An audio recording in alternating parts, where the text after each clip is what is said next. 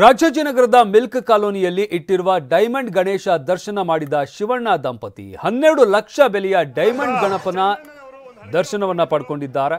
Shivanna surgery success ಆಗಲಿ ಅಂತ ಬೇಡಿಕೊಂಡಿದ್ದ ಸ್ವಸ್ತಿಕ್ ಯುವಕರ ಸಂಘ.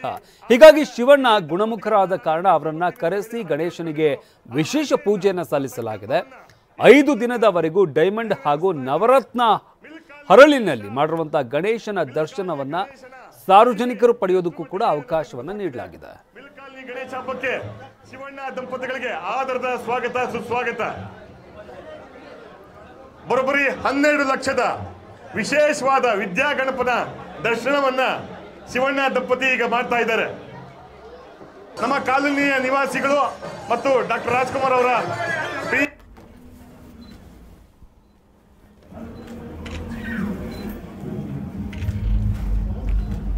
ಶಿವಣ್ಣಂಗೆ ಹುಷಾರಿಲ್ಲದಂತಹ ಸಂದರ್ಭದಲ್ಲಿ ಸಾಕಷ್ಟು ಜನ ಅಭಿಮಾನಿಗಳು ತಮ್ಮದೇ ಆದಂಥ ಹರಕೆಯನ್ನು ಹೊತ್ಕೊಂಡಿದ್ರು. ಅದೇ ರೀತಿಯಾಗಿ ಇಲ್ಲೂ ಕೂಡ ಅಭಿಮಾನಿಗಳು ತಮ್ಮ ಹರಕೆಯನ್ನು ತೀರಿಸ್ತಾ ಇರುವಂಥದ್ದು.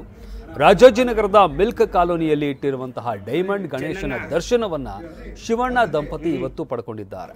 ಇನ್ನು 12 ಲಕ್ಷ ಬೆಲೆಯ ಡೈಮಂಡ್ ಗಣಪ ಇದಾಗಿದೆ.